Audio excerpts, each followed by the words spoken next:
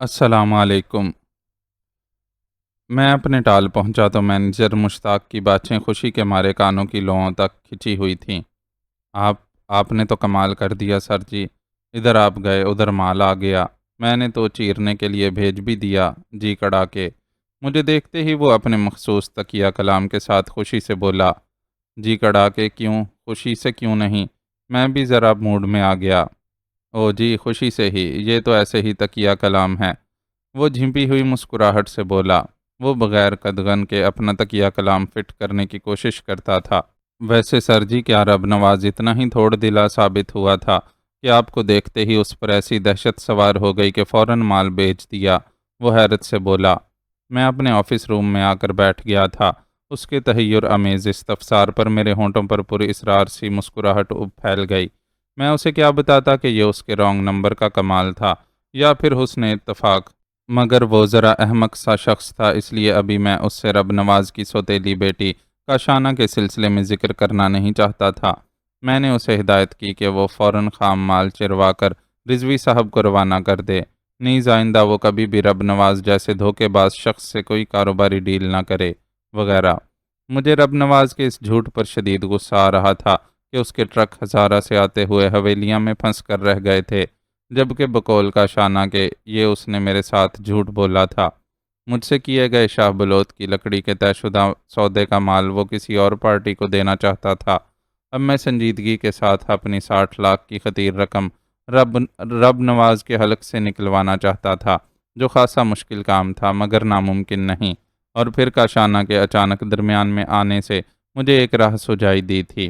کاشانہ سے مل کر میں نے اس کے بارے میں اندازہ قائم کیا تھا کہ وہی اس گمبھیر معاملے میں میری مدد کر سکتی تھی، کیونکہ رب نواز اور کاشانہ کے درمیان نفرت کی جو فطری خلیج حائل تھی، مجھے اس سے فائدہ پہنچ سکتا تھا۔ وہ میرے لیے دھوکے باز رب نواز کے گھر کا بیدی ثابت ہو رہی تھی، اور میں اس کے ذریعے رب نواز کی لنکا ڈھا دینا چاہتا تھا، لیکن اس کا یہ مطلب بھی نہ تھا کہ میرا مقصد ناجائز تھا۔ سب سے بڑی بات یہ کہ کاشانہ بھی اپنے سوتیلے باپ کی دھوکہ دہی والی قبیح فطرت سے آگاہ تھی اور میرے مسئلے کو جائز سمجھتی تھی۔ دوسری اہم بات یہ تھی کہ بقول اس کے وہ اپنے سوتیلے باپ کے سینے پر مونگ دل رہی تھی اور اسے زچ کرنے کا کوئی بھی موقع ہاتھ سے نہ جانے دینا چاہتی تھی۔ اس میں ممکن تھا کہ اس کا بھی کوئی اپنا ذاتی مفاد شامل ہو، جو یقیناً گھریلو نوعیت کے جھگڑوں کا ہی نتیجہ تھا۔ بہر طور میرا فوری طور پر ایک مسئلہ تو حل ہو چکا تھا۔ میں اب نگینہ کے متعلق سوچنے لگا۔ میں نے اس کا نمبر ملایا۔ ہیلو نگینہ، کیا صورتحال ہے؟ سب کچھ ویسا ہی ہے، میں پیکنگ کر رہی ہوں، اس کی پجمردہ آواز ابھری۔ نگینہ، امریکہ میں تمہارا کوئی جاننے والا نہیں؟ میرا مطلب کوئی دور پرے کا عزیز رشتہ دار وغیرہ؟ میں نے کسی خیال کے تحت پوچھا۔ ایسا کوئی قریبی رشتہ دار تو نہیں، مگر پاپا کے ایک دور کے رشتے کی خالہ زاد بہن وہاں واشنگٹن میں رہتی ہے۔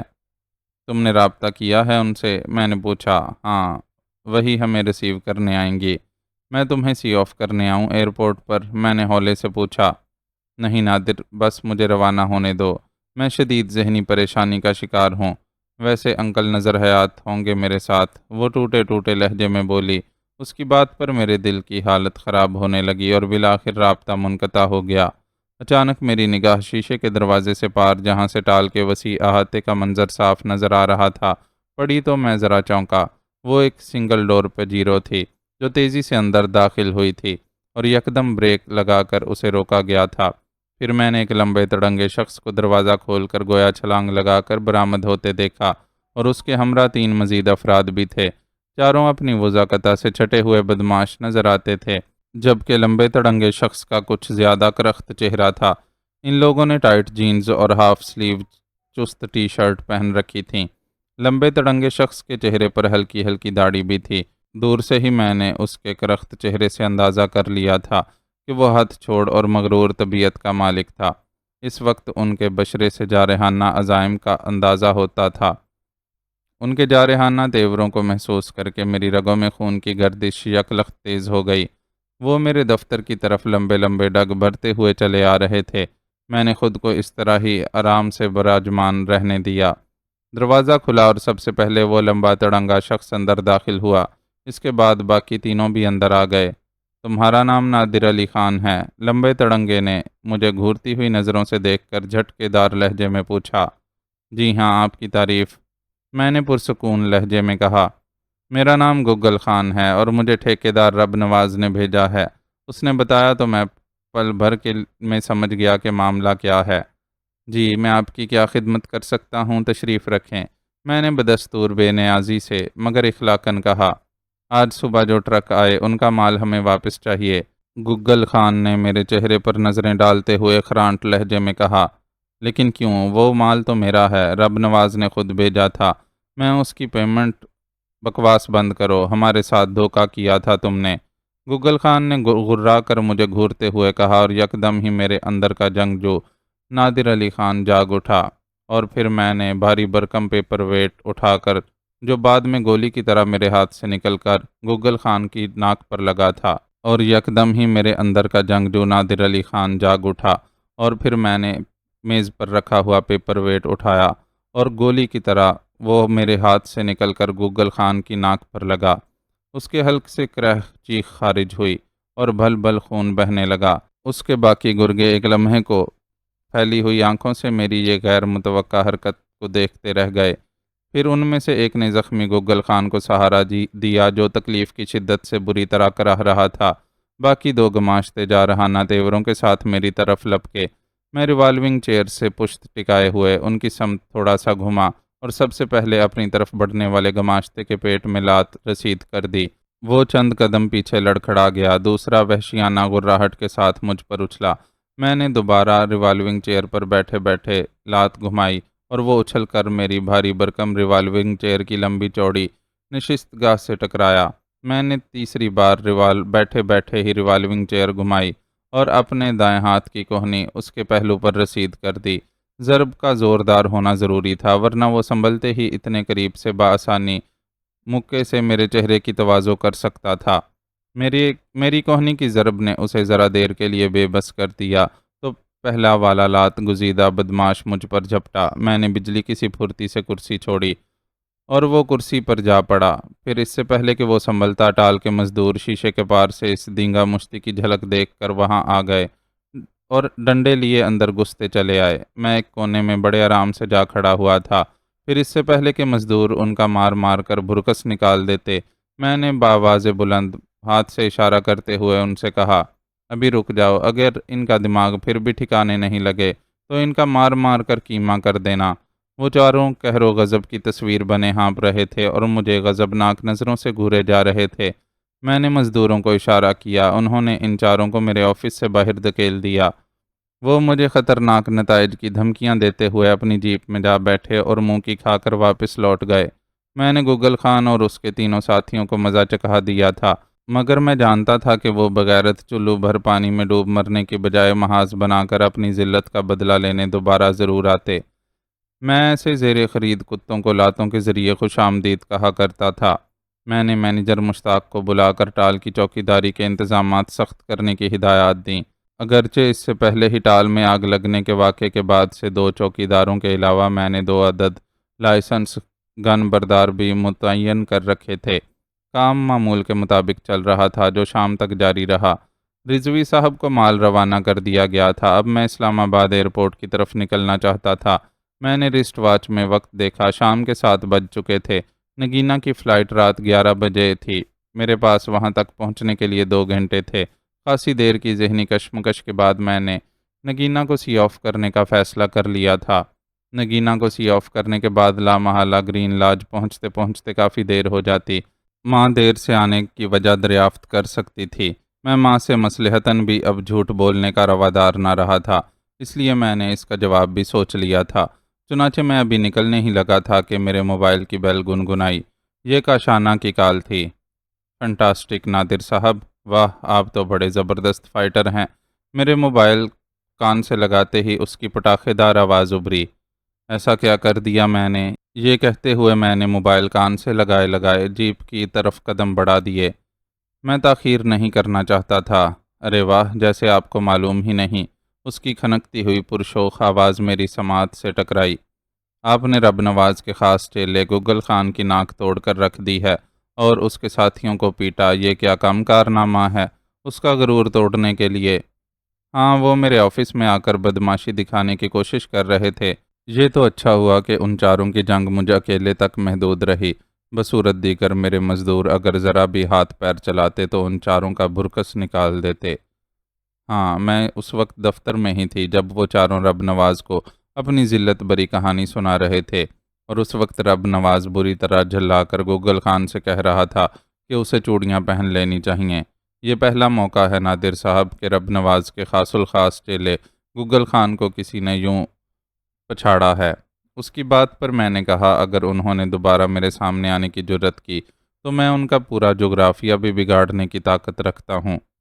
ایکسیلنٹ، وہ چہکنے لگی۔ آپ مردانہ وجاہت کے حامل ہی نہیں بلکہ ایک جرت مند انسان بھی ہیں۔ اب تو آپ کے ساتھ دوستی کرنے میں بڑا مزہ آئے گا۔ کرو گے نا مجھ سے دوستی؟ اس نے بڑے اشتیاق سے پوچھا۔ اس کی بات پر میں ذرا گڑبڑا گیا، لیکن میں اسے مایوس نہیں کرنا چاہتا تھا۔ اب مجھے رب نواز کے حلق سے 60 لاکھ روپے کی رقم نکلوانی تھی، لہٰذا اسے بناتے ہوئے بولا، میرا خیال ہے آپ سے دوستی کی ابتدا تو اسی روز سے ملنے والے رانگ نمبر سے ہو چکی ہے۔ او ویری نائس، تو پھر ڈن۔ وہ خوش ہو کر بولی، ڈن۔ میں نے بھی جواباً کہا، میں آپ کے پاس کل آ رہی ہوں، اوکے بائے۔ اس نے یہ کہہ کر رابطہ منقطع کر دیا اور میں نے موبائل آف کر کے جیب میں رکھا اور جیپ سٹارٹ کر کے آگے بڑھا دی۔ میں جیپ کو خاصی تیز رفتاری کے ساتھ دوڑا رہا تھا۔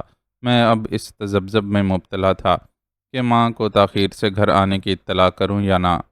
اگر اطلاع کرتا تو لامحالہ وہ مجھ سے وجہ پوچھ سکتی تھیں، اور بہر طور میں نے سر دست یہی سوچا کہ خود سے اطلاع نہ دوں۔ اگر انہوں نے خود مجھ سے رابطہ کیا تو بتا دوں گا۔ 1.25 گھنٹے کی تیز رفتار نان سٹاپ ڈرائیونگ کے بعد میں اسلام آباد کی حدود میں داخل ہوا۔ یہاں سے میں نے لال مسجد کی طرف جیپ موڑ لی۔ فیصل مسجد کے مقابلے میں یہاں شارٹ کٹ پڑتا تھا۔ مزید 15-20 منٹ بعد میں ایئرپورٹ کے قریب پہنچ کر رک گیا۔ میں جیپ کو پارک کرنے کے بعد نیچے اترا۔ اسلام آباد کا موسم معتدل تھا۔ ایئرپورٹ جگمگاتی روشنیوں میں نہایا ہوا تھا۔ میں گیٹ کی طرف بڑھنے ہی لگا تھا کہ اچانک ایک سیاہ رنگ کی کار میرے بالکل قریب راستہ روک کر کھڑی ہو گئی۔ میں ٹھٹک کر رک گیا، مگر پھر دوسرے ہی لمحے میں کار کو پہچان چکا تھا۔ یہ انکل اعظم خان کی کار تھی اور وہ ڈرائیونگ سیٹ پر خود موجود تھے، جبکہ ان کے برابر ان کا باڈی گارڈ وزیر خان بیٹھا تھا۔ لیکن جب عقبی سیٹ کا دروازہ کھلا تو میں ایک خاتون کو گرم کشمیری شال اوڑھے نکلتے دیکھ کر بری طرح ٹھٹک گیا۔ وہ میری ماں تھیں۔ ان کا چہرہ غصے اور طیش کے مارے لال بھبوکا ہو رہا تھا۔ تم نگینا کو سی آف کرنے آئے تھے نا؟ ماں نے مجھے زندگی میں پہلی بار اس قدر نفرت امیز نظروں سے گھورا۔ اس دوران انکل اعظم خان بھی نیچے اتر آئے تھے اور وزیر خان بھی۔ ہاں ماں، میں نے اپنے اندر کی کیفیات پر قابو پاتے ہوئے کہا، پھر گہری متانت سے کہا، مگر شاہ میر کو نہیں، صرف نگینا کو۔ میں تمہاری ماں ہوں، تم مجھے اب زیادہ دیر نہیں بہلا سکتے۔ ماں نے ہونٹ چبائے۔ میں نے پہلے کب آپ کو بہلایا ہے ماں؟ میں نے دکھ سے کہا تو اچانک انکل اعظم خان نے مداخلت کرتے ہوئے ماں سے کہا، شبینہ مجھے بات کرنے دو۔ پھر وہ مجھ سے مخاطب ہو کر بڑے رسان سے بولے، نادر بیٹا، تم خود کو آخر کیوں دو پاٹوں کے بیچ پیس رہے ہو؟ تمہیں کچھ نہیں ملے گا کیونکہ میری دور اندیش نظریں دیکھ رہی ہیں۔ اگر تمہارے اور ماں کے بیچ یہی حالات رہے تو مجھے ڈر ہے کہ تم نہ ادھر کے رہو گے نہ ادھر کے۔ انکل، میرا کیا قصور ہے؟ میں نے دشمنوں کے سلسلے میں ماں کا کب ساتھ نہیں دیا ہے؟ میں نے کہا، شاہ میر آج مردوں سے بدتر ہو چکا ہے۔ نظر حیات بھی رات والے حملے کے بعد مرتے مرتے بچا ہے، اور میں کیا کروں؟ رہی نگینا کی بات تو اس کا کیا قصور ہے؟ اس کا یہ قصور کیا کم ہے کہ وہ دشمن کی بیٹی ہے؟ ماں نے قہرناک لہجے میں کہا، یہ کوئی قصور نہیں ہوا ماں۔ میں نے کہا، یہ اس کی اعلیٰ ظرفی ہے کہ سب کچھ جانتے بوجھتے بھی اس نے مجھ سے ناتا توڑا ہے، اور نہ ہی اب تک پولیس میں کوئی رپورٹ درج کروائی ہے، اور وہ بیچاری کیا کرے؟ بیچاری، ماں نے حقارت سے ابھی اتنا ہی کہا تھا کہ اچانک ایک ایمبولینس سائرن بجاتی ہوئی نمودار ہوئی۔ اس کا رخ گیٹ کی طرف تھا۔ ہم سب ذرا چونکے۔ ایمبولینس ہمارے قریب پہنچ کر ایک جھٹکے سے رک گئی۔ اس کے عقب میں ایک پراڈو کار بھی تھی، وہ بھی رک چکی تھی۔ ایمبولینس کا سائرن بند کر دیا گیا تھا۔ پھر میں نے ایمبولینس کا عقبی سلائیڈنگ ڈور کھلتے دیکھا۔ اس میں سے نگینا برآمد ہوئی۔ اسے دیکھ کر میں چونکا تھا۔ یقیناً ایمبولینس میں زندہ لاش کی صورت شاہ میر اسٹریچر پر پڑا ہوگا، جبکہ پراڈو کے بھی دروازے واہ ہوئے تھے، اور میں نے نظر حیات کو اترتے دیکھا۔ اس کے ہمراہ 2 آدمی بھی تھے۔ فلائٹ روانگی میں ابھی 2 سوا 2 گھنٹے باقی تھے۔ نظر حیات بھی نگینہ کو سی آف کرنے آیا تھا، مگر ہم پر شاید نظر پڑتے ہی یہ لوگ نیچے اتر پڑے تھے۔ ماحول یکا یک ہی بدل گیا تھا۔ ایئرپورٹ کی رونقیں مجھے ماند ہوتی دکھائی دے رہی تھیں۔ آج سے 25 سال پہلے والی لرزہ خیز کہانی کے متضاد کرداروں کا ایک جگہ اکٹھے ہونا ایک نئی ہولناک داستان کو جنم دے سکتا تھا۔ ماں کی غضبناک نگاہیں نگینہ کے چہرے سے ہٹ کر نظر حیات پر جم گئی تھیں، اور نظر حیات نگینہ سمیت دھیرے دھیرے قدم اٹھاتا ہوا ہماری طرف بڑھا چلا آ رہا تھا۔ اس کی آنکھوں میں دیکھ رہا تھا جہاں مجھے غیظ و غضب اور نفرت کے سوا کچھ نہیں دکھائی دے رہا تھا۔ نگینہ اور نظر حیات دونوں شانہ بشانہ چلتے ہوئے ہم ماں بیٹے سے چند قدم دور آ کر رک گئے۔ نگینہ کو نظر حیات کے ساتھ دیکھ کر میرے اندر نفرت کی لہر چلنے لگی تھی۔ دونوں کا ساتھ نظر آنا ماں کے دل پر پہلے سے پیدا شدہ نگینہ کے خلاف غلط فہمی کو مزید تقویت دینے کا سبب بن سکتا تھا۔ نگینہ نے دھیرے سے ماں کو سلام کیا، مگر ماں نے نہایت متکبرانہ نفرت کے ساتھ اسے نظر انداز کر دیا اور نظر حیات کو گھورنے لگی، جبکہ نظر حیات نے ایک اچٹتی سی نگاہ میرے چہرے پر ڈالنے کے بعد ماں کو گھورتے ہوئے کہا، شبینہ، تمہاری یہاں اس وقت آمد کو میں کیا سمجھوں؟ مجھے اس دھرتی پر ہر جگہ تم صرف اپنی موت ہی سمجھو نظر حیات، مطلب کیا پوچھتے ہو؟ ماں نے زہریلے لہجے میں نظر حیات کو جواباً گھورتے ہوئے کہا، اوہ، بہت آگ ہے تمہارے سینے میں۔ نظر حیات نے استہزائیہ لہجے میں ماں سے کہا، لیکن شبینہ بیگم، اس آگ میں آخر ایک دن تم خود جل کر خاکستر ہو جاؤ گی۔ میں نے دیکھا ماں کے چہرے پر بڑی پراسرار مسکراہٹ ابھری، ایسی مسکراہٹ جس میں نفرت، چنگاریاں اور جوش خیز بھی تھا، تو اپنے بدترین دشمن کو زیر دست کرنے کی بھرپور خود اعتمادی بھی۔ میں خاموش رہا۔ شاید میں ایسے مواقع پر ماں کے دشمن کے ساتھ جوابی گفتگو میں تسکین حاصل کرتا تھا۔ نظر حیات، جن کے سینوں میں پورا آتش فشاں دہک رہا ہو، انہیں یہ آگ کیا خاکستر کرے گی؟ ماں کے لہجے میں شعلوں کی لپک تھی۔ شاہ میر کا حشر تو تم دیکھ ہی رہے ہو نظر حیات، عنقریب تم اسے اپنا کندھا بھی دو گے، اس کے بعد تمہاری باری آئے گی۔ ٹھیک اس وقت نگینہ نے ماں سے روحان سے لہجے میں تڑپ کر کہا، آنٹی پلیز، میرے پاپا زندگی اور موت کی کشمکش میں مبتلا ہیں، ہمیں جانے دیں۔ نگینہ کے ملتجی لہجے میں تڑپا دینے والی لاچاری تھی جس نے مجھے ٹکڑے ٹکڑے کر ڈالا، مگر میں ماں کے سامنے کچھ بولنے کی جرت نہ کر سکا۔ اب ماں نے نگینہ کی طرف سنسناتی نظروں سے دیکھا اور پھر جانے کیوں اچانک میرے چہرے پر نظریں گاڑ دیں، اور میں جیسے یہ خاموش رہ پاتے ہی بازبان خاموشی ماں سے نگینہ کے لیے سرتاپا التجا بن گیا۔ ہم دشمنی کرتے ہیں تو اس کا وقار بھی قائم رکھتے ہیں۔ تم جا سکتی ہو، لیکن اس سے پہلے۔ نگینہ مستفسرانہ انداز میں ماں کا چہرہ تکنے لگی۔ میں بھی ایک طرف کھڑا تھا۔ فوری طور پر میں سمجھ نہ سکا تھا کہ ماں نگینہ سے کون سا سوال کرنا چاہتی ہے۔ میرا خیال تھا ماں نگینہ سے سوال پوچھے گی، لیکن ماں نے اس کی بجائے مجھ سے مخاطب ہو کر کہا، نادر، اس سے پوچھو کہ اس روز سبزہ زار پر غفورے کے بدلے میں جو ڈیلنگ ہو رہی تھی، اس کا علم اس کے باپ شاہ میر کو کس طرح ہوا تھا؟ میں چونک گیا، اور جیسے یہ سوال نگینہ کو منتقل کرنے کی ضرورت نہ پڑی، وہ بھی سن رہی تھی۔ نگینہ بولی، میں نے اس روز اتفاقاً نادر سے فون پر رابطہ کیا تھا۔ مجھے اس کے لہجے سے پریشانی محسوس ہو رہی تھی۔ پھر میرے اصرار پر اس نے مجھے ساری بات بتا دی، لیکن بعد میں مجھے پتہ چلا کہ پاپا نے ٹیلی فون سیٹ ریکارڈنگ پر کر رکھا تھا۔ یوں انہیں اصل بات کا علم ہوا۔ کاش وہ یہ گفتگو ٹیپ نہ کرتے اور آپ لوگوں کا اور پاپا کا تصادم نہ ہوتا۔ یہ بتاتے ہوئے نگینہ کی آنکھوں میں مزید نمی اتر آئی۔ میرا خیال تھا کہ نگینہ کی صاف گوئی سے ماں ضرور متاثر ہوگی، مگر اس کے برعکس وہ نگینہ کے غمناک چہرے کو گھور کر استہزائیہ لہجے میں بولی، خوب، اب اپنے جھوٹے آنسوؤں اور جذباتی گفتگو سے تم نادر کو تو بیوقوف بنا سکتی ہو، مجھے نہیں۔ بس بات صاف ہو گئی۔ وہ گفتگو ٹیپ شدہ نہیں تھی، بلکہ تم نے اپنے باپ کو آگاہ کیا تھا۔ چلو، اس سے یہ بات تو ظاہر ہوئی کہ مجھے یرغمال بنانے والوں کا تعلق تمہارے باپ کے زرخرید کتوں میں سے نہ تھا۔ تم جا سکتی ہو۔ ماں کے سرد اور کاٹدار لہجے نے نگینہ کے کرب میں مزید اضافہ کر دیا۔ خود میں بھی ماں کی اس غلط فہمی پر اپنا دل مسوس کر رہ گیا۔ نگینہ نے اپنی صفائی میں کچھ کہنا چاہا، مگر ماں نے انتہائی سرد لہجے میں اسے جانے کا کہہ دیا۔ نگینہ نے ایک بھیگی ہوئی شکوہ کناں نگاہ میرے چہرے پر ڈالی اور پھر اپنے ساتھ کھڑے نظر حیات سے مخاطب ہو کر دھیرے سے بولی، انکل آئیے پلیز، فلائٹ کا وقت ہونے والا ہے۔ نظر حیات نے ماں اور مجھ پر ایک آخری برماتی ماندانہ نگاہ خار ڈالی اور نگینہ کے ساتھ چلا گیا۔ ماں خاموش کھڑی رہی۔ میں نے ذرا ہمت کر کے ماں سے کہا، ماں نگینہ جھوٹ نہیں کہہ رہی ہے۔ ماں نے میری طرف سرد نگاہوں سے دیکھا اور پھر کچھ کہے بغیر کار کی طرف بڑھ گئی۔ انکل اعظم میرے قریب آئے اور ہولے سے میرا شانہ تھپ تھپا کر اظہار تشفی بولے، حوصلہ رکھو نادر میاں، ایک دن انشاءاللہ سب ٹھیک ہو جائے گا۔ یہ کہہ کر وہ بھی اپنی کار کی طرف بڑھ گئے۔ کار روانہ ہو گئی۔ میں تنہائی میں کھڑا رہ گیا۔ میرے ذہن میں جیسے سناٹا سا چھا گیا تھا، ایسا سناٹا جو میری روح کے اندر اترتا ہوا محسوس ہو رہا تھا۔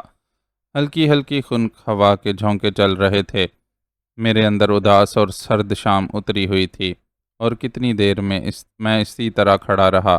میں اس وقت چونکا جب ایک تیز رفتار کار نے شاید کسی حادثے سے بچنے کے لیے بریک لگائے اور ان کی چرچراہٹ سے وہاں کی فضا گونج سی گئی۔ بے اختیار میری نظریں آسمان کی طرف اٹھ گئیں۔ اسی آسمان پر کچھ دیر بعد نگینہ کو لے جانے والا طیارہ پہنچنے والا تھا۔ میرے دل میں ایک ہوک سی اٹھی جو آنسو بن کر میری آنکھوں میں جھلملانے لگی۔ میں اسی طرح غمناک آنکھوں کے ساتھ اداس سا کھڑا چشم تصور سے طیارے کو جیسے اپنے وجود کا ساتھ چھوڑتی ہوئی روح کو پرواز کرتے ہوئے دیکھتا رہا۔ کیا خبر جہاز کی کھڑکی کے قریب بیٹھی نگینہ کی مہجور نگاہیں بھی مسرت و یاس سے مجھے تکی جا رہی ہوں۔ پھر بے اختیار میرا دایاں ہاتھ الوداعی انداز میں اٹھا اور میرے دل کی عمیق گہرائیوں سے نگینہ کے لیے دعائیہ کلمات ابھرے۔ نگینہ، اللہ تمہارا حامی و ناصر ہو، تم خیریت سے اور بہت جلد واپس لوٹو گی۔ اس کے بعد میں نے اپنی جیپ کی طرف قدم بڑھائے۔ میرے سینے میں اداسی کی لہر چھائی ہوئی تھی۔ بہت بوجھل ہو رہا تھا میں اس وقت۔ جیپ کی ڈرائیونگ سیٹ سنبھالتے ہی میں نے اسے سٹارٹ کیا اور آگے بڑھ گیا۔ میرا رخ مری نتھیا گلی کی جانب تھا۔ میں اس وقت بری طرح اصحاب گزیدگی کا شکار ہو رہا تھا۔ ماں کے سرد اور بے رحم رویے کی برف کو پگھلانے کی میں جس قدر سعی کر رہا تھا، وہ اتنی ہی زیادہ دبیز ہوتی چلی جا رہی تھی۔ اس پر نگینہ کی ان دگرگوں حالات میں امریکہ روانگی نے میرے اعصاب کو مزید توڑ پھوڑ کر رکھ دیا تھا۔ نگینہ کا خود سے اپنے سے ہزاروں میل دور دیار غیر میں جانا، اور وہ بھی اپنے باپ کے علاج کے سلسلے میں، بہت پریشان کن اور تشویش زدہ صورتحال تھی میرے لیے۔ میں سوچ سوچ کر ہی پریشان ہو رہا تھا کہ آخر نگینہ تنہا پردیس میں کیسے سروائیو کرے گی۔ میرے پوچھنے پر وہ مجھے بتا چکی تھی کہ وہاں ورجینیا میں اس کے باپ کی کوئی خالہ زاد بہن رہتی تھی۔ معاملہ دشمنی اور ماں کی غلط فہمی کا نہ ہوتا تو میں کبھی اس طرح نگینہ کو تنہا امریکہ نہ جانے دیتا، بلکہ میں اس کے ساتھ جاتا۔ نگینہ نے ماں کے سوال کے جواب میں جو بتایا تھا، مجھے اس پر پورا یقین تھا کہ ایسا ہی ہوا ہوگا، چونکہ شاہ میر اس حقیقت سے اچھی طرح واقف تھا کہ میرے اور نگینہ کے بیچ بات چیت ہوتی رہتی ہے، اور کوئی بعید نہ تھا کہ اس نے فون ریکارڈنگ پر کر رکھا ہو، مگر ماں کو اس کی سچائی پر یقین نہیں تھا۔ وہ یہی سمجھ رہی تھیں جو اب تک بدستور سمجھتی آ رہی تھیں، یعنی باپ بیٹی کا گٹھ جوڑ۔ بہر طور یہ بات تو واضح ہو گئی تھی کہ ماں کو اغوا کرنے والوں کا تعلق بہرحال شاہ میر اور نظر حیات والوں سے نہ تھا۔ پھر میرے بات ذہن میں آتی تھی کہ وہ چھپکلی مار کا لیڈر کا ٹولہ یقیناً غفورے سے ہی تعلق رکھتا تھا، جس نے اپنی قربانی دے کر غفورے کو فرار ہونے کا موقع دیا تھا۔ جیپ تاریک اور گھنے جنگل کے بیچ بل کھاتی چمکتی سڑک پر دوڑے جا رہی تھی۔ میرے دونوں ہاتھ سٹیئرنگ پر جمے ہوئے تھے اور نظریں سکرین کے پار ٹکی ہوئی تھیں۔ نگینہ کی جدائی کا تصور ہی میرے لیے سہانے جان تھا۔ اچانک میرے موبائل کی بیل گنگنائی۔ میں نے ڈیش بورڈ پر رکھا ہوا موبائل اٹھایا۔ ہیلو ہیلو نادر، میں نگینہ۔ دوسری جانب سے نگینہ کی آواز ابھری۔ نگینہ، میں وفور جذبات کے باعث مجھ سے جملہ پورا نہ ہو سکا۔ نادر، تمہیں دل مضبوط کرنا ہوگا، یہ جدائی برداشت کرنا ہوگی، جیسے میں کر رہی ہوں۔ نگینہ کی آواز میں درد تھا۔ نگینہ، میں نے تمہارے لیے صدقے دل سے دعا مانگی ہے، تم خیریت کے ساتھ اور بہت جلد لوٹو گی۔ میں نے دل کی گہرائیوں سے کہا۔ ہاں نادر، بس دعا کرتے رہو، مجھے اس وقت دعا کی ہی ضرورت ہے۔ وہ جیسے ایک گہری سانس لے کر بولی۔ اچھا نادر، خدا حافظ۔ سنو، میں جلدی سے بولا، تم نے اپنی آنٹی کو امریکہ آمد کے بارے میں اطلاع دے دی ہے؟ ہاں، نگینہ نے کہا، وہی ایئرپورٹ پر مجھے ریسیو کرنے آئیں گی۔ نگینہ تم حوصلہ رکھنا، تم بہت ہمت والی لڑکی ہو، کاش میں بھی تمہارے ساتھ چلتا۔ تم جتنا عرصہ وہاں رہو گی میرا سارا دھیان تمہاری طرف ہی لگا رہے گا، کم از کم مجھے اپنی آنٹی کا تو پتہ دے دو۔ میں نے آخر میں کہا تو وہ جواباً بولی، ہاں میں امریکہ پہنچتے ہی آنٹی رخسانہ کا پتہ SMS کر دوں گی تمہیں۔ اچھا، خدا حافظ۔ بورڈنگ شروع ہو چکی ہے، پاپا کو اٹینڈنٹ لے جا چکا ہے، میں بھی طیارے کی طرف بڑھ رہی ہوں، میرے لیے دعا کرنا۔ ایک مرتبہ پھر خدا حافظ۔ خدا حافظ۔ میں نے موبائل کو دوبارہ ڈیش بورڈ پر رکھ دیا۔ جیپ خاصی تیز رفتاری کے ساتھ دوڑ رہی تھی۔ اچانک ایک تاریک اور تنگ موڑ کاٹتے ہوئے مجھے اپنے تعاقب کا احساس ہوا۔ میری اچانک ہی بیک ویو مرر پر نظریں پڑی تھیں۔ عقب میں آنے والی گاڑی کی ہیڈ لائٹ نظر آ گئی تھی۔ میں اسے تعاقب تو نہیں کہہ سکتا تھا کیونکہ عقب میں سڑک ویران تھی۔ ضروری نہ تھا کہ میرا ہی تعاقب ہو رہا ہو، کوئی اور بھی ہو سکتا تھا۔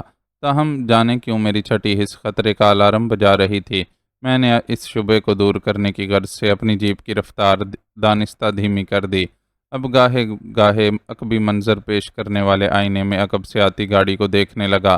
وہ اپنی رفتار کے ساتھ بدستور دوڑی چلی آ رہی تھی اور لمحہ بلمحہ اس کا فاصلہ میری جیپ سے کم ہوتا جا رہا تھا۔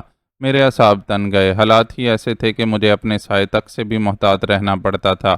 چنانچہ جیسے ہی گاڑی میرے قریب سے گزرنے لگی تو میں نے ڈرائیور کے برابر میں بیٹھے دوسرے افراد کو بھانپتی ہوئی نظروں سے دیکھا اور میرے ذہن کو ایک جھٹکا لگا۔ وہ ایک پرانے ماڈل کی ڈبل کیبن پراڈو جیپ تھی جس کے اندر صرف 2 ہی افراد موجود تھے۔ جیپ آگے نکل گئی۔ غیر ارادی طور پر میں نے بھی اپنی پوٹھوہار کی رفتار بڑھا دی۔ میرے اندر زبردست ہلچل ہو رہی تھی۔ مجھے وہ دونوں چہرے شناسا معلوم ہوئے تھے، لیکن فوراً یاد نہیں آ رہا تھا کہ میں نے دونوں کو کب اور کہاں دیکھا تھا۔ لیکن چونکہ میرے ذہن میں شناسائی کا سگنل بدستور جل بجھ رہا تھا، اس لیے فوراً ہی مجھے لالہ زار کی وہ شب ہنگامہ یاد آ گئی جب غفورے کے بدلے ماں کی واپسی کا معاہدہ طے پا رہا تھا۔ یہ دونوں چہرے اس چھپکلی مار کا بدماش کھڑتالی ٹولے میں شامل تھے جو اپنے لیڈر کے میرے ہاتھوں جہنم واصل ہوتے ہی غفورے سمیت فرار ہونے میں کامیاب ہو گئے تھے۔ اب ذہن کا سگنل پوری طرح روشن ہو گیا تھا اور ساتھ ہی میری رگوں میں خون کی گردش بھی تیز ہونے لگی۔ چنانچہ میں ان کے تعاقب میں لگ گیا۔ یہ لوگ بھی شاید میری طرح اسلام آباد سے ہی آ رہے تھے۔ میں نے تعاقب کو شک و شبے سے بچانے کی خاطر پراڈو سے اپنی پوٹھوہار کا درمیانی فاصلہ خاصا بڑھا رکھا تھا۔ میں نے اب ان کے تعاقب کا حتمی فیصلہ کر لیا تھا اور جاننا چاہتا تھا کہ یہ لوگ کس کے آدمی ہیں۔ اگرچہ یہ لوگ غفورے کے ہی ساتھی تھے، مگر کھڑتالی گروپ کے ان دونوں بدماشوں کی پشت پناہی آخر کون کر رہا تھا، اور کچھ بعید نہیں تھا کہ غفورہ انہی میں شامل ہو۔ کافی دور جا کر پراڈو جیپ پنڈی روڈ سے لاہور جانے والی سڑک پر گامزن ہو گئی۔ اب میرا ماتھا ٹھنکا، میری جیپ میں بہت کم فیول رہ گیا تھا۔ اگر یہ لوگ واقعی لاہور جانے کا قصد کیے ہوئے تھے تو میں ان کا اس قدر طویل تعاقب نہیں کر پاتا۔ چنانچہ میں نے بالآخر ان سے بھڑنے کا فیصلہ کر لیا۔ یہ سوچ کر میں نے اپنی جیپ کی رفتار بتدریج بڑھا دی۔ سڑک دور تک تاریک اور سنسان تھی۔ اب ان کا چونک جانا لازمی امر تھا۔ پھر میں نے دیکھا کہ انہوں نے میری پالیسی اپنائی اور اپنے تعاقب کی تصدیق کی خاطر اپنی جیپ کی رفتار ذرا گھٹا دی۔ میں جانتا تھا کہ اب چونکہ ان دونوں کی توجہ میری طرف ہے، اس لیے ہو سکتا ہے کہ وہ مجھے لالہ زار والی اس ہنگامہ خیز رات کے حوالے سے پہچان لیتے، اور وہی ہوا۔ جیسے ہی میری پوٹھوہار ان کی پراڈو کو کراس کرنے لگی، میں نے ان دونوں کو گردنیں گھما کر اپنی طرف دیکھنے کی کوشش کرتے ہوئے پایا، اور پھر جیسے انہوں نے بھی مجھے پہچان لیا، انہوں نے یکلخت ہی اپنی جیپ کی رفتار تیز کر دی۔ اب کھلی اور تاریکی میں چمکتی ہوئی سڑک پر دونوں جیپیں غراتی ہوئی دوڑ رہی تھیں۔ میرا خیال تھا کہ اپنی جیپ روک کر میرا دو بدو مقابلہ کریں گے، مگر یہ دونوں ہی تھوڑ دلے ثابت ہوئے تھے، یا پھر شاید یہ کہ لالہ زار کی اس رات میں انہوں نے اپنے چھپکلی مار کا لیڈر کی میرے ہاتھوں عبرتناک موت نے دہشت بٹھا رکھی تھی۔ شیر کے لیے بزدل دشمن خطرناک ثابت ہو سکتا تھا۔ یہ دونوں مجھے پہچان کر اب نکل جانا چاہتے تھے، اور میں جانتا تھا کہ وہ اس کوشش میں کامیاب بھی ہو سکتے ہیں، کیونکہ میری گاڑی کا فیول بتانے والی سوئی ای کے قریب تھی۔ میں انہیں نکلنے نہیں دینا چاہتا تھا، چنانچہ ایکسیلیٹر سے میں نے بھی اپنا پاؤں نہیں ہٹایا تھا۔ دونوں جیپیں ریس لگانے کے انداز میں اندھا دھند دوڑ رہی تھیں۔ میرے اعصاب بری طرح تنے ہوئے تھے اور چہرہ جوش جنوں کی غمازی کر رہا تھا۔ رات کی تاریکی میں ایسی خطرناک ڈرائیونگ کسی خوفناک حادثے کا پیش خیمہ بن سکتی تھی، مگر میں بھی ہاتھ آئے شکار کو چھاپنے کا عزم کر چکا تھا۔ اسٹیئرنگ پر میرے دونوں ہاتھ مضبوطی سے جمے ہوئے تھے۔ دفعتاً پراڈو نے میری جیپ کو سائیڈ ماری۔ میری جیپ کو جھٹکا لگا، اس کا توازن ذرا بگڑا، مگر میری مہارت نے اسے بے قابو نہیں ہونے دیا۔ میں نے فوراً ہی اس پر قابو پا لیا، مگر اس لمحاتی کوشش میں پراڈو آگے نکل گئی، لیکن پھر دوسرے ہی لمحے ایک قدرے تنگ موڑ دکھائی دے گیا۔ میں نے دوبارہ سپیڈ بڑھا دی۔ موڑ نزدیک آتا جا رہا تھا۔ دفعتاً دونوں گاڑیوں کی رفتار بتدریج کم ہونے لگی۔ موڑ 45 ڈگری سے زیادہ کا تھا، جسے کاٹنے کے لیے گاڑی کے سپیڈو میٹر کی سوئی کو 90 اور 100 کے درمیان سے نیچے 40 کے قریب لانا ضروری تھا۔ موڑ قریب آتا جا رہا تھا، دونوں جیپوں کی رفتار بھی بتدریج کم ہوتی جا رہی تھی۔ میں نے ایک لمحے میں سوچا اور رفتار، فاصلے اور وقت کی پیمائش کرتے ہوئے اپنی جیپ کی رفتار کو فوراً ہی گھٹا دیا اور پراڈو کو پہلے موڑ کاٹنے کا موقع دیا۔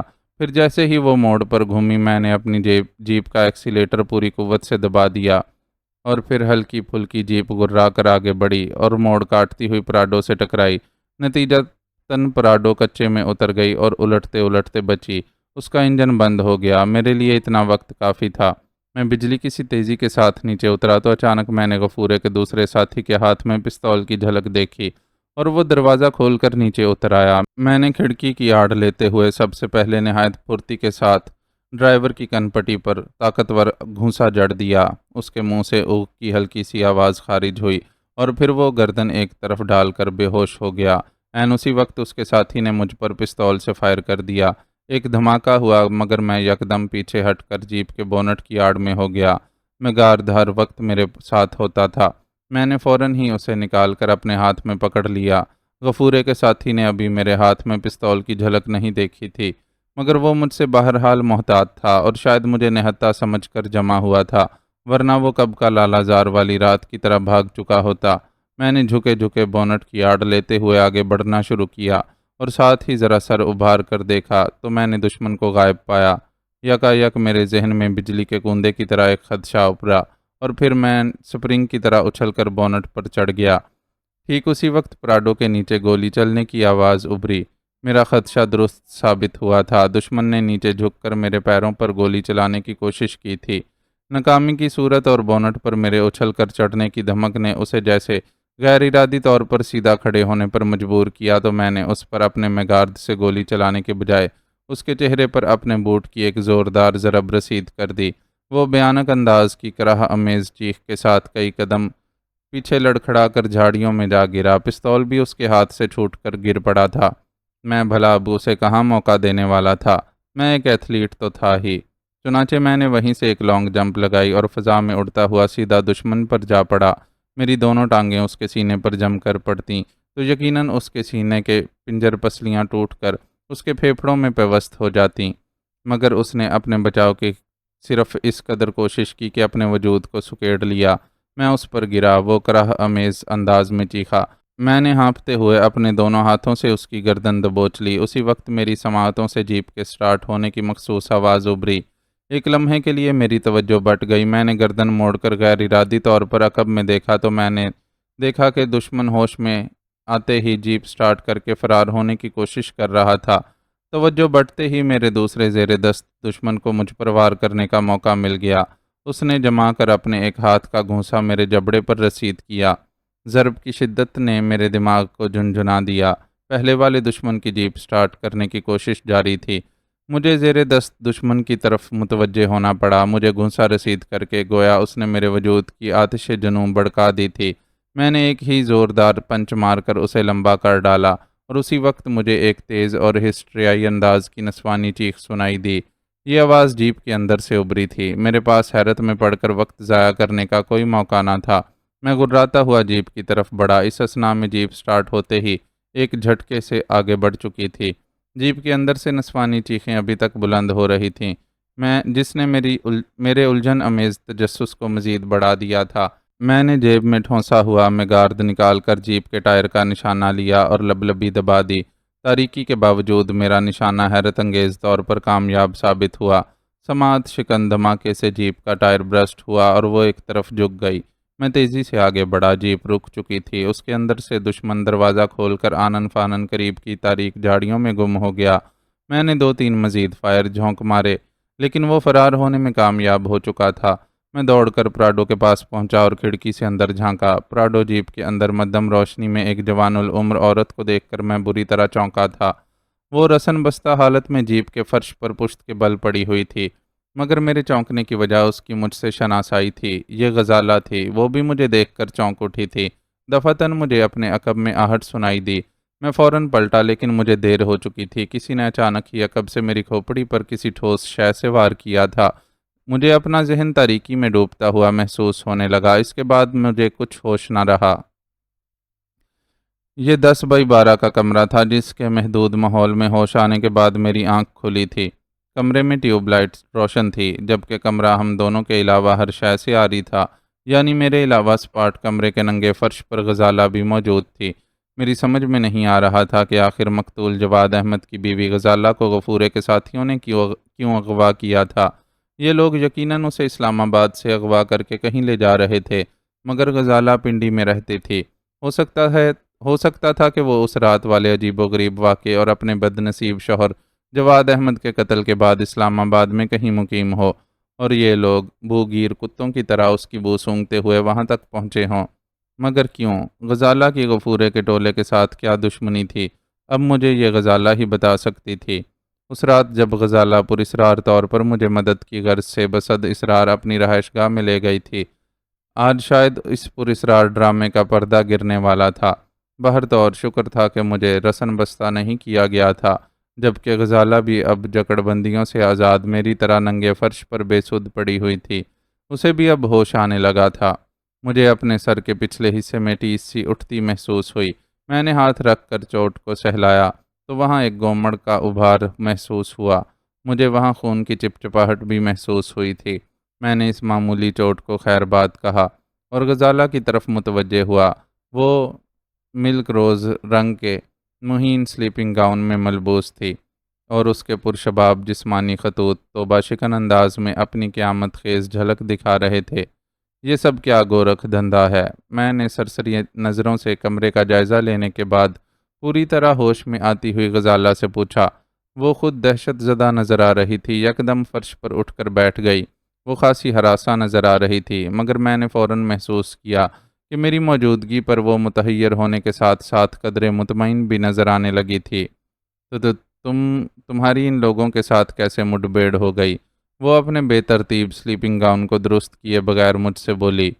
پہلے میرے سوال کا جواب دو، میں نے سرد مہری سے کہا تو وہ جواباً بولی۔ یہ لوگ مجھے اسلام آباد سے اغوا کر کے لے جا رہے تھے۔ او گاڈ، کہیں انہیں پتہ تو نہیں چل گیا کہ اس رات تم بھی وہاں میری پنڈی والی رہائش گاہ میں موجود تھے، جب میرے شوہر کو شوکی نے قتل کر ڈالا تھا اور بعد میں وہ میرے ہاتھوں مارا گیا تھا۔ یہ کہتے ہوئے وہ مزید ہراساں نظر آنے لگی۔ میں نے محسوس کیا تھا کہ اس کا ہراس میری جان مصیبت میں پڑنے کی وجہ سے تھا۔ میں جانتا تھا کہ وہ کون سی ہولناک رات کا حوالہ دے رہی تھی۔ مجھے اس پراسرار اور ہولناک رات کا منظر اچھی طرح یاد تھا۔ جب میں اپنے ٹال سے نکل رہا تھا تو غزالہ اچانک اپنی کار میں پنڈی سے مری میرے پاس ٹال پر پہنچی تھی اور مجھے کچھ بتائے بغیر اپنی مدد کی خاطر اپنے ساتھ اپنی پنڈی والی رہائش گاہ تک لے جانا چاہتی تھی۔ وہاں پہنچ کر ایک مسلح نقاب پوش سے مڈ بھیڑ ہوئی تو مجھے یہ غلط فہمی ہوئی تھی کہ یہ سارا چکر غزالہ نے مجھے پھنسانے کے لیے چلایا تھا، مگر پھر جب میں نے اس کے شوہر کی خوابگاہ میں معذور جواد احمد کے سینے میں خنجر اترا ہوا دیکھا تو وہ دہل کر رہ گیا تھا۔ غزالہ نے بھی اپنے شوہر جواد احمد کو بیڈ پر مردہ حالت میں پایا تو ہسٹریائی انداز میں چلائی تھی۔ میں یہی سمجھا تھا کہ وہ مجھے پھنسانے کے لیے ڈرامہ کر رہی تھی، مگر جب اس نے میرے اس نقاب پوش کے ساتھ مارا ماری کے دوران ہاتھ سے چھوٹ کر گر جانے والے پستول سے نقاب پوش پر فائر کر کے اسے ہلاک کر ڈالا، تب مجھے احساس ہوا کہ معاملہ میری سوچ سے بھی بڑھ کر پراسرار اور گمبھیر تھا۔ مگر پھر غزالہ نے مجھے کچھ بتائے بغیر واپس جانے پر اصرار کیا تھا۔ یوں میں بھی اس گھن چکر پر ایک عدد لعنت بیچ کر لوٹ آیا تھا۔ آج شاید اس پراسرار واقعے کے بارے میں پردہ اٹھنے والا تھا۔ غزالہ نے ابھی تھوڑی دیر پہلے کسی شوکی کا نام لیا تھا جس نے غزالہ کے معذور شوہر جواد احمد کا قتل کیا تھا، اور بعد میں خود بھی غزالہ کے پستول کی گولیوں کا نشانہ بن گیا تھا۔ چنانچہ جب غزالہ نے مجھ سے ہراساں لہجے میں کہا کہ کہیں ان لوگوں کو اس بات کا علم تو نہیں ہو گیا کہ اس رات میں بھی وہیں تھا، تو میں ساری بات سمجھ گیا کہ یہ لوگ شوقی کے ہی ساتھی تھے اور غزالہ کو اس جرم میں اغوا کر کے لے جا رہے تھے کہ اتفاق سے راستے میں مجھ سے مڑ بھیڑ ہو گئی۔ میں نے اس کی آگہی کے لیے یہ بتایا کہ یہ لوگ میرے ایک دشمن، جو در حقیقت ہمارا شکار تھا، غفورے کے ساتھی تھے۔ تو غزالہ نے میری مختصر صراحت سننے کے بعد ایک گہری ہمکاری لے کر اپنا تفصیلی حال سناتے ہوئے ایک چونکا دینے والا انکشاف بھی کیا۔ وہ نقاب پوش شوکت علی عرف شوقی در حقیقت غفورے اور اشفاق شاہین کا ہی ساتھی تھا، نیز شکورہ نامی شخص غفورے کا سگا بھائی تھا، اور شکورہ وہی چھپکلی مار کا بدماش تھا جس نے میری ماں کو اغوا کیا تھا، جسے بعد میں نے لالہ زار میں ماں اور غفورے کے تبادلے کی ڈیلنگ کے دوران واصل جہنم کر ڈالا تھا۔ میں اس انکشاف کے علاوہ اشفاق شاہین کے ذکر پر بھی بری طرح چونکا تھا۔ مجھے اچھی طرح یاد تھا کہ اس دوران جب میں نے انکل اعظم خان سے یوں ہی غفورے کے متعلق پوچھا تھا تو انہوں نے مجھے یہ بتایا تھا کہ غفورہ در حقیقت پروڈیوسر اشفاق شاہین کا ہی گرگا اور خاص گماشتہ تھا، جبکہ خود پروڈیوسر اشفاق شاہین انڈر ورلڈ مافیا کا ایک ڈان تھا، جس نے کچھ عرصہ پہلے ہی ایک معروف فلمی اداکارہ سپنا کو غفورے کے ہاتھوں قتل کروایا تھا۔ کیا سوچنے لگے؟ مجھے سوچتا پا کر اچانک غزالہ نے پوچھا تو میں نے کہا، کچھ نہیں، تم اپنی بات ختم کرو اور مجھے بتاؤ کہ وہ رات والا آخر معاملہ کیا تھا، نیز تمہارے شوہر جواد احمد کو کیوں قتل کیا گیا تھا؟ میری بات پر غزالہ نے دوبارہ اپنی داستان کا سلسلہ جوڑا۔ ان غیر یقینی حالات میں ہم دونوں کا پہلے ہی ان باتوں سے آگاہ ہونا اشد ضروری تھا، کیونکہ غفورے اور غزالہ کے ڈانڈے مجھ سے آن ملے تھے۔ اشفاق شاہین ایک بہت سنگ دل اور شفاق انسان ہے، اس نے میری بہن سپنا کا قتل کروایا تھا۔ کیا اداکارہ سپنا تمہاری بہن تھی؟ میں بری طرح چونکا۔ ہاں، وہ رقت آمیز لہجے میں بولی۔ میں اپنی بہن کے قاتل سے نمٹنا چاہتی تھی، اس کے لیے مجھے اشفاق شاہین کے ہاتھوں کھلونا بھی بننا پڑا، مگر میں اپنی عزت گنوانے کے باوجود اس رذیل انسان سے اپنی بے گناہ بہن سپنا کے خون کا انتقام نہ لے پائی اور الٹا اسے اپنا دشمن بنا لیا۔ میں اس سے دور ہو گئی۔ اس سے دور ہونے کی وجہ یہ تھی کہ وہ در حقیقت ایک شیطان تھا۔ مخرب الاخلاق فلم بنانے والی ایک بین الاقوامی فلم کمپنی سے اس کے خفیہ تعلقات تھے۔ وہ مجھے اس میں کام کر کے دولت مند بنانے کا لالچ دینے لگا۔ میں نے انکار کیا تو مجھ پر دباؤ ڈالنے لگا۔ میں اس سے دور ہو گئی۔ پھر اس رات جب میں تم سے مدد لینے راتوں رات پنڈی سے مری آئی تو اس کی وجہ یہ تھی کہ اس رات اشفاق شاہین نے اپنے ایک ساتھی شوقی کو مجھے گن پوائنٹ پر لینے کے لیے بھیجا تھا۔ میں نے کسی طرح شوقی کو بے وقوف بنا کر اسے ایک کمرے میں محبوس کر دیا۔ پریشانی کے عالم میں مجھے یہی طریقہ سوجا تھا، اور جب میں تمہیں لے کر واپس اپنے گھر پہنچی تو وہ بدبخت شوقی جانے کس طرح آزاد ہو کر میرے شوہر کو قتل کرنے میں کامیاب ہو چکا تھا۔ بعد میں نے بھی تمہاری آنکھوں کے سامنے مغلوب الغضب ہو کر اسے قتل کر ڈالا۔ میں سمجھ گئی تھی یہ پلاننگ ہی ساری اس خبیث اور ابلیس صفت شخص اشفاق شاہین کی تھی، یعنی میرے شوہر کو قتل کر کے مجھے تنہا کرنا، کیونکہ وہ یہی سمجھتا تھا کہ میں اپنے شوہر کی وجہ سے اس گھناؤنے منصوبے کی تکمیل سے انکاری ہوں۔ اس کے بعد میں اپنی پنڈی والی رہائش گاہ کو فروخت کر کے اسلام آباد میں ایک کرائے کا اپارٹمنٹ لے کر رہنے لگی، مگر اشفاق شاہین نے میرا یہاں بھی پیچھا نہ چھوڑا۔ وہ اتنا بتا کر خاموش ہو گئی۔ میرے سینے میں بری طرح ہلچل ہونے لگی۔ غفورہ کس قدر خطرناک لوگوں کے گروہ سے تعلق رکھتا تھا، مجھے اس کا ہرگز اندازہ نہ تھا۔ اس کرہ حقیقت سے انکار نہیں کیا جا سکتا تھا کہ جس کا تذکرہ کرنا بھی شاید معیوب بات ہو، لیکن فحاشی اور معیوب کا نام دے کر بھلا کب تک بعض کڑوی حقیقتوں سے چشم پوشی کی جا سکتی ہے؟ مخرب الاخلاق فلموں کی ترسیل و فروخت ایک طویل عرصے سے جاری ہے، جو نئی نسل کے اخلاق و کردار کو تیزی سے برباد کر رہی ہے۔ اس قسم کی فلموں کو 3X کی مخصوص اصطلاح کا نام دیا گیا ہے۔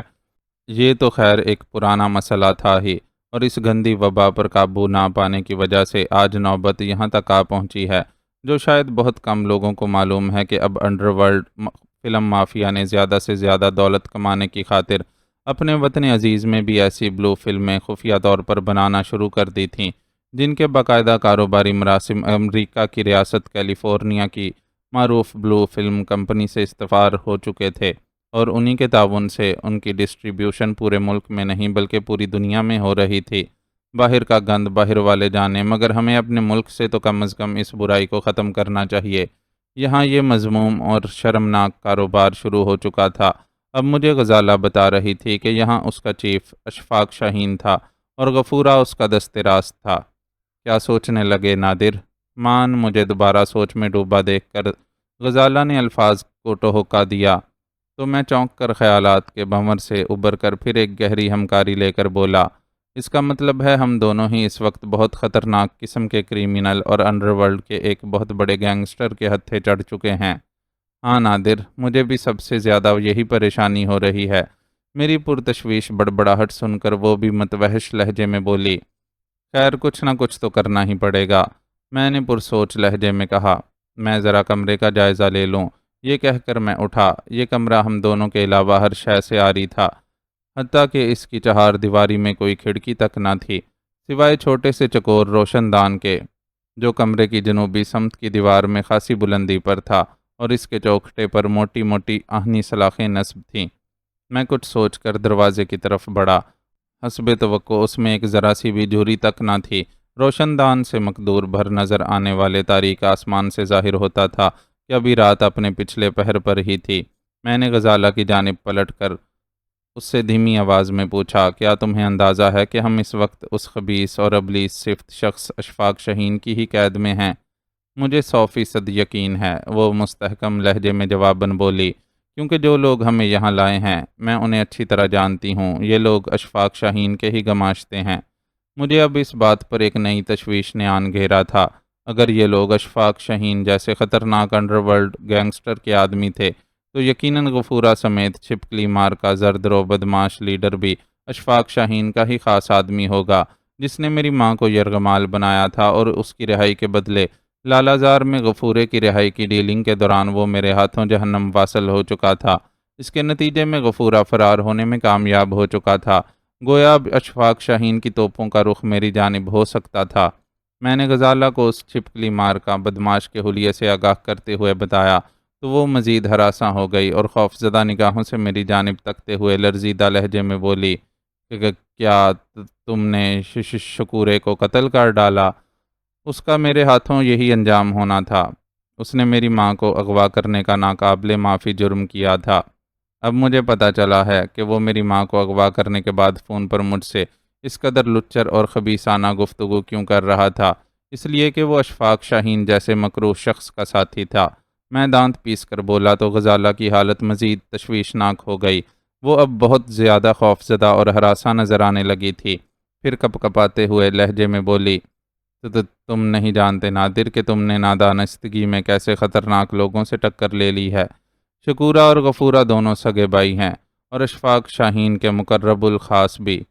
او خدایا، مجھے امید نہ تھی کہ یہ معاملہ اس قدر سنگین صورتحال اختیار کر لے گا۔ اس بات پر مجھے بھی اگرچہ ایک جھٹکا لگا تھا، تاہم میں نے اس کے اس ہراساں چہرے پر اپنی نظریں مرکوز کرتے ہوئے استہزائیہ مسکراہٹ سے کہا، حیرت ہے تم اپنی بہن سپنا کا اشفاق شاہین جیسے ایک بڑے انڈر ورلڈ گینگسٹر سے انتقام لینا چاہتی تھیں اور اب اس سے خوف بھی محسوس کر رہی ہو۔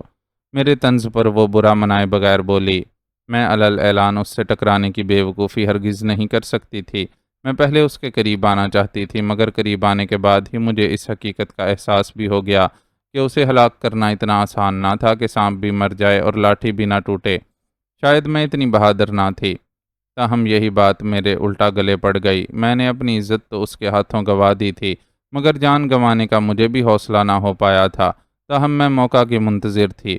لیکن جب الٹی آنتیں گلے پڑنے کے مصداق اس مردود نے مجھ پر فحش فلم بندی کا دباؤ ڈالنا شروع کر دیا تو میں آہستہ آہستہ اس سے دور ہونے لگی، مگر جلد ہی مجھے معلوم ہوا کہ وہ مجھے اپنے شیطانی چنگل میں جکڑنے والا تھا۔ میں نے اس سے جان چھڑانے کے لیے بہانہ کر دیا تھا کہ میں ایک شادی شدہ عورت ہوں۔ بس یہی میرے شوہر جواد احمد کی موت کا سبب بنی۔ یوں اس رات اشفاق شاہین نے شوکت عرف شوقی کو میرے شوہر کے قتل اور مجھے لانے کے لیے بھیجا تھا۔ اب اشفاق شاہین مجھ سے اس بارے میں کڑی باز پرس کرے گا، مگر تم یہ بات ہرگز اس سے مت کرنا کہ تم بھی اس رات۔ ابھی اس نے اتنا ہی کہا تھا کہ اچانک دروازے پر آہٹ ہوئی۔ میں نے سوچا کہ کمرے کی اکلوتی ٹیوب لائٹ بجھا دوں، مگر میں ایسا نہ کر پایا۔ دروازہ دھڑاکے سے کھلا اور 3 افراد ہاتھوں میں گنیں سیدھی کیے اندر داخل ہوئے۔ ان میں ایک شخص کو پہچان کر میری کن پٹیاں سنسنانے لگیں۔ وہ غفورہ تھا جو مجھے شعلہ بار نظروں سے گھور رہا تھا۔ اس کا دمبے کی طرح پلا ہوا وجود غیظ و غضب کی شدت سے کانپ رہا تھا۔ اس کی کھولتی ابلتی کیفیات سے میں واقف تھا، کیونکہ بقول غزالہ کے میرے ہاتھوں جہنم واصل ہونے والا وہ چھپکلی مار کا بدماش شکورہ اس کا سگا بھائی تھا۔ دل تو میرا یہی چاہتا ہے کہ اسی وقت تجھے گولیوں سے بھون ڈالوں، لیکن مجھے غضبناک نظروں سے گھورتے ہوئے وہ دانت کچکچا کر بولا اور دانستہ اپنا جملہ ادھورا چھوڑ دیا۔ یہ میری سرشت تھی کہ ایسے نازک مواقع پر میں جوش کو خیر بات کہہ کر ہوش سے کام لیتا تھا، لہٰذا بولا، مجھے نہیں معلوم تھا کہ وہ تمہارا بھائی تھا، لیکن اس نے بھی میری ماں کو اغوا کرنے کا گھناؤنا اور ناقابل معافی جرم کیا تھا۔ یرغمال تو تم نے مجھے بھی بنا رکھا تھا بلا کسی سبب کے، کیوں؟ وہ بدستور غضبناک لہجے میں بولا۔ میں نے بھی بلا تعمل کہا، ہم تمہیں پولیس سے تحفظ دینا چاہتے تھے، کیونکہ ایس پی ظہیر قریشی اور ڈپٹی رانا مشتاق تمہاری تلاش میں چھاپے مار رہے تھے۔ تمہارا پولیس کے ہاتھ آ جانا ہمارے دشمنوں کے مفاد میں تھا۔ جھوٹ مت بولو نادر علی خان، وہ زخمی درندے کی طرح گھرایا۔ حقیقت یہ تھی کہ تمہارا وہ نام نہاد انکل اعظم اور تمہاری ناگن صفت ماں مجھے قتل کر ڈالنا چاہتے تھے، تاکہ ملک سردار خان کے قتل کا کیس ہمیشہ کے لیے داخل دفتر ہو جائے۔ میری نمک حلالی کا یہ صلہ ملا ہے۔ اس میں تمہاری جلد بازی کا دخل تھا۔ میں نے لہجے کو پرسکون رکھتے ہوئے کہا، بکواس بند کرو، اب اپنی بھیانک موت کے لیے تیار ہو جاؤ نادر علی خان۔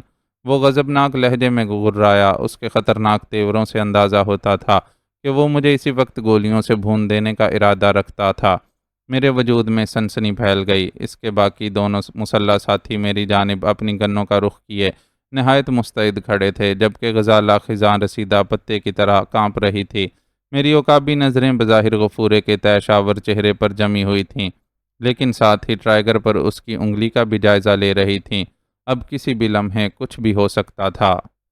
نہیں، ٹھہرو، پلیز ٹھہرو، اچانک غزالہ میرے عقب سے چلائی اور پھر میری ڈھال بن کر غفورے سے ملتجیانہ لہجے میں بولی، مجھے چیف صاحب سے ملواؤ، ان سے فیصلہ کروا لیتے ہیں۔ اس کی بات پر غفورے کے گینڈے جیسے بدصورت چہرے پر پراسرار سی مسکراہٹ ابھری۔ لگتا ہے نیا یار پال لیا ہے، چلو ہم تم دونوں کو اپنے ساتھ لے جانے آئے ہیں۔ دوسرے ہی لمحے وہ درست لہجے میں بولا۔ میں نے بے اختیار ایک طویل سانس لی۔ وہ ہمیں شاید اپنے چیف اشفاق شاہین کے پاس لے جانے کے لیے آیا تھا۔ ہم دونوں نے ان کی رائفلوں کے اشارے پر حرکت کی اور کمرے سے باہر آ گئے۔ ایک روشن راہداری سے چلتے ہوئے نشست گاہ کی طرز کے کمرے میں آ گئے۔ اس دوران میں نے گرد و پیش کا جائزہ لیا تھا۔ یہ کسی شاہانہ طرز کی کوٹھی کا اندرونی حصہ تھا۔ میری نظر سامنے پڑی ایک لگژری طرز کے فیملی صوفے پر وہ بھاری برکم شخص اپنا دایاں بازو صوفے کی پشت گاہ پر پھیلائے بڑے شاہانہ کروفر کے ساتھ بیٹھا تھا۔ 45-50 کے درمیان میں اس کی عمر کا اندازہ ہوتا تھا۔ جسم بھاری برکم ضرور تھا مگر تن و من تھا۔ سر کے بال بہت لمبے گھنے تھے۔ چہرہ کلین شیو تھا، کلمیں لامبی لامبی تھیں۔ اس کی آنکھیں چندی چندی تھیں جن میں خباثت بھری چمک تھی۔ اس نے عام سی ڈھیلی ڈھالی شلوار قمیض پہن رکھی تھی۔ یہ شاید اس کا شب خوابی کا لباس تھا۔ تاہم مجھے حیرت تھی کہ رات کے اس آخری پہر میں اسے ہماری پیشی کرانے کی اتنی جلدی کیا پڑ گئی تھی۔ اس نے غزالہ پر تو ایک اچٹتی سی نگاہ ڈالی تھی، جبکہ میرے چہرے پر اس کی تیز سرسراتی ہوئی نظریں گڑ کر رہ گئی تھیں۔ بیٹھو، اس نے کھردرے لہجے میں کہا۔ ہم دونوں اس کے سامنے کے صوفے پر براجمان ہو گئے۔ میری نظریں ابھی تک اس کے چہرے پر جمی ہوئی تھیں۔ مجموعی طور پر اس کی شخصیت کسی ویلن ہی جیسی نظر آتی تھی۔ تمہارا نام کیا ہے؟ اس نے بدستور اپنی تیز بھانپتی ہوئی نظریں میرے وجود پر مرکوز کرتے ہوئے پوچھا۔ نادر علی خان۔ غزالہ سے تمہاری دوستی کب سے ہے؟ اس نے اگلا سوال پوچھا، لہجہ خشک تھا۔ میری اس سے دوستی نہیں ہے۔ تم اسے جانتے بھی نہیں؟ نہیں، میں نے نفی میں سر ہلایا۔ اس نے ایک گمبھیر سی اصرار بھری ہمکاری خارج کی۔ یہ سچ کہہ رہا ہے غزالہ؟ اس نے اس بار غزالہ کو مخاطب کر کے پوچھا۔ اس کے لہجے میں تحکم تھا، جبکہ ادھر میں بھی اس کے بارے میں یقینی اندازہ لگا چکا تھا کہ یہی اشفاق شاہین تھا، انڈر ورلڈ فلم مافیا کا ڈان اور ایک خطرناک گینگسٹر۔ جواباً غزالہ نے مرتعش سی آواز میں اس سے کہا، ہاں یہ صحیح کہہ رہا ہے۔ اس کے بعد اشفاق شاہین نے غفورے کے ساتھ کھڑے اپنے دو ساتھیوں سے کہا، اسے یہاں سے لے جاؤ۔ اشارہ غزالہ ہی کی طرف تھا، مگر اچانک غفورے نے مداخلت کرتے ہوئے اشفاق شاہین سے مؤدبانہ کہا، یہ جھوٹ بول رہی ہے چیف۔ میں اور غزالہ سناٹے میں آ گئے۔ اشفاق شاہین خاموشی سے غفورے کا چہرہ تکنے لگا۔ وہ اپنے چیف کی خاموشی مگر مستفسرانہ نظروں کا مطلب بھانپتے ہی مزید بولا، ابھی تھوڑی دیر پہلے اس نے نادر کی ڈھال بن کر اس کی مجھ سے جان بخشی کی سفارش کی تھی۔ غفورے کی اس بات پر اشفاق شاہین نے تیز اور سنسناتی نظروں سے غزالہ کو گھورا۔ مجھ سے جھوٹ بولنے کا انجام جانتی ہو؟ میں نے کوئی جھوٹ نہیں بولا، جواباً غزالہ نے ہراساں ہونے کے باوجود قدرے سکون سے جواب دیا۔ وہ شاید خود کو کسی حد تک سنبھال چکی تھی۔ غفورے نے ایک دم ہی اس پر اپنی گن تان لی تھی، اسے ہلاک کرنے کے درپے ہو گیا تھا۔ یہ خون ریزی میں نہیں دیکھ سکتی تھی، غزالہ نے جواب دیا تھا۔ لے جاؤ اسے، اشفاق شاہین نے کھرکھراتے لہجے میں کہا۔ دونوں ساتھی چابی بھرے کھلونوں کی طرح حرکت میں آئے اور غزالہ کو اپنے ساتھ لے گئے۔ اب کمرے میں ہم 3 افراد رہ گئے تھے۔ تم بیٹھو، اشفاق نے غفورے سے کہا۔ وہ خاموشی سے ایک طرف صوفے پر براجمان ہو گیا۔ تم نے ہمارے ایک آدمی شکورے کا قتل کیا ہے، اس کی سزا تو تم خود تجویز کرو گے۔ مان اشفاق نے میری طرف گھور کر سرسراتے لہجے میں کہا، تو میں نے بھی اسے وہی جواب دے ڈالا جو ذرا دیر پہلے میں غفورے کو دے چکا تھا، مگر اشفاق شاہین میرے اس جواب سے متفق نہ ہوا۔ اس کی عجیب طبیعت تھی، بیک وقت وہ سرد مزاج اور شفاق انسان بھی محسوس ہوتا تھا اور متحمل بھی۔ اس نے غفورے کی طرف گمبھیر لہجے میں کہا، یہ تمہارا مجرم ہے، اس نے تمہارے بھائی کو ہلاک کیا ہے، اس کی سزا بھی تم خود تجویز کر لو، چاہو تو چھوڑ بھی سکتے ہو اسے۔ وہ یہ کہہ کر اٹھا اور کمرے سے نکلتا چلا گیا۔ اب میں اور غفورہ وہاں رہ گئے تھے۔ میں ایک شرط پر تمہاری جان بخش سکتا ہوں۔ اشفاق شاہین کے جانے کے بعد غفورے نے کہا، کون سی شرط؟ میں نے پوچھا۔ تم میرا پیچھا چھوڑ دو۔ میں کب تمہارے پیچھے ہوں؟ میں نے بھی حالات سنبھلتے ہی مفاہمانہ رویہ اختیار کیا، کیونکہ حقیقت یہی تھی کہ میرے اور اس کے درمیان کوئی دشمنی نہ تھی۔ تمہاری ماں اور اعظم خان مجھے ہر قیمت پر قتل کرنا چاہتے ہیں۔ وہ بولا، یہ تمہاری غلط فہمی ہے۔ میں نے پرسکون لہجے میں کہا، در حقیقت ہم یہ چاہتے ہیں کہ تم پولیس کے ہتھے نہ چڑھو اور بس۔ میں تمہاری بات کا مطلب سمجھ رہا ہوں، وہ پہلی بار ہموار لہجے میں بولا۔ تم چیف کو نہیں جانتے، یہ ان کی تم پر ایک بہت بڑی مہربانی ہے۔ انہوں نے تمہارے سلسلے میں کوئی کڑا فیصلہ نہ کیا، بلکہ یہ فیصلہ میرے سپرد کر دیا۔ ہاں، تمہارے چیف ایک سمجھدار انسان ہیں، وہ سمجھ گئے ہیں کہ یہ سب محض غلط فہمی کے سبب ہوا ہے۔ میں نے چالاکی سے کہا، اور تم اب جان گئے ہو کہ ہماری براہ راست تم سے یا تمہارے چیف سے کوئی ذاتی دشمنی نہیں ہے۔ تو پھر ڈن، وہ گفتگو کو سمیٹتے ہوئے بولا۔ ڈن، میں نے دانستہ اپنے ہونٹوں پر ہلکی سی دوستانہ مسکراہٹ سموتے ہوئے کہا۔ تم جا سکتے ہو، وہ کھڑے ہوتے ہوئے بولا۔ میں بھی اٹھ کھڑا ہوا، مگر جانے سے پہلے اس سے بولا، پولیس کے علاوہ تمہیں نظر حیات وغیرہ سے بھی محتاط رہنا ہوگا۔ تمہیں تو نظر حیات اور ہمارے درمیان دشمنی کا علم ہوگا ہی، اس لیے وہ تمہیں ہر صورت میں گرفتار کروانا چاہتے ہیں تاکہ ہمارے خلاف تمہیں وعدہ معاف گواہ کا جانسا دے کر۔ میں اتنا احمق نہیں ہوں، وہ میری بات کاٹ کر تلخ مسکراہٹ سے بولا۔ بس اب تم جا سکتے ہو، میرے حصے کا کام مجھ تک رہنے دو، باہر تمہاری جیپ موجود ہے۔ میں اس کا شکریہ ادا کر کے اس کی رہنمائی میں کوٹھی سے باہر آ گیا۔ یہ بڑی عالیشان اور وسیع و عریض کوٹھی تھی۔ خنک سی فضا میں گول بوٹوں کی مہک رچی ہوئی تھی۔ میں کنکھیوں سے گرد و پیش کا جائزہ بھی لے رہا تھا۔ یہ مجھے گلبرگ کا پوش علاقہ ہی محسوس ہوتا تھا۔ دائیں بائیں وسیع لان تھا، جہاں ذرا فاصلے پر چھوٹے چھوٹے کھمبوں میں برقی گلوب روشن تھے۔ وسیع چکنے احاطے میں 2 مزید بھاری برکم چمچماتی گاڑیاں کھڑی تھیں۔ میری جیپ الگ تھلگ نظر آ گئی۔ میں خاموشی سے اپنی جیپ میں سوار ہو گیا۔ اگنیشن سوئچ میں چابی لگی ہوئی تھی۔ گیٹ پر ایک گن بردار محافظ نے مجھے جیپ میں سوار ہو کر سٹارٹ کرتے دیکھ کر ہی گیٹ کھول دیا تھا، اور میں حسب توقع پختہ روش پر دھیرے دھیرے جیپ چلاتا ہوا باہر آ گیا۔ عقب میں گیٹ بند ہو گیا۔ میرا اندازہ درست ثابت ہوا تھا، یہ لاہور کا پوش علاقہ گلبرگ ہی تھا۔ میں نے جیپ آگے بڑھا دی۔ ہر سو سناٹے اور گہری تاریکی کا راج تھا۔ میں مین شاہراہ پر آ گیا۔ اب تک میرا جن خطرناک لوگوں اور خونی گروہوں سے سامنا ہوا تھا، یہ لوگ ان سے قطعی طور پر مختلف اور عجیب ہی نکلے تھے۔ یا پھر میری سوچ سے بڑھ کر شاطر اور دور اندیش تھے؟ غزالہ نے انڈر ورلڈ فلم مافیا کے گینگسٹر اشفاق شاہین کا میری نظروں کے سامنے جو نقشہ کھینچا تھا، یہ ان سے مختلف ہی محسوس ہوئے تھے۔ اپنے ساتھی کی میرے ہاتھوں ہلاکت کا پتہ چل جانے کے باوجود اشفاق شاہین نے ہی نہیں بلکہ غفورے نے بھی مجھے چھوڑ دیا تھا۔ شاید اس کی وجہ یہ تھی کہ یہ لوگ ٹھنڈی پالیسی اور گہری سوجھ بوجھ کے مالک تھے، خواہ کسی سے پنگے بازی نہیں کرتے تھے۔ شکور ہے کہ میرے ہاتھوں ہلاکت کی درست نوعیت کو سمجھتے ہوئے ان لوگوں نے مجھے چھوڑ دیا تھا، اور یہ بھی کہ اس میں کسی قسم کی ذاتی یا پرانی دشمنی کا دخل نہ تھا، تو پھر کیوں کر معاملے کو طول دیا جائے؟ تاہم میرا دل یہی کہتا تھا کہ ایسے خاموش لوگ ٹھہرے ہوئے پانی کی طرح ہوتے ہیں، جو اپنے اندر بڑے بڑے طوفان چھپائے ہوئے ہوتے ہیں اور لومڑی کی سی چالاکی اور اونٹ کا کینہ رکھتے ہیں۔ بہرطور مجھے غزالہ کو ان کے رحم و کرم پر چھوڑنے کا افسوس ضرور تھا۔ وہ بہرحال مظلوم عورت تھی، اور اشفاق شاہین ایک سفاک اور خبیث انسان۔ میں غزالہ کے لیے کچھ نہیں کر سکتا تھا، یہ اس کا معاملہ تھا اور وہی اسے بہتر طور پر ہینڈل کر سکتی تھی۔ مین شاہراہ پر آ کر میں نے جیپ آگے بڑھا دی۔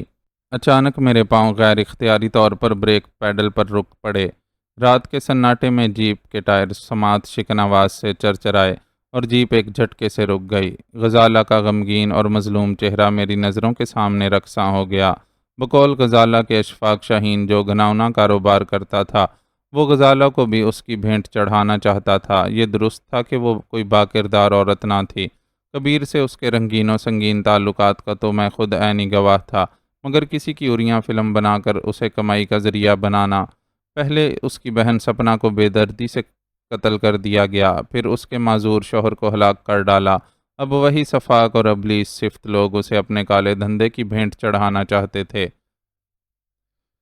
معزز ناظرین و سامعین، لائک، کمنٹس اور شیئر ضرور کریں، شکریہ۔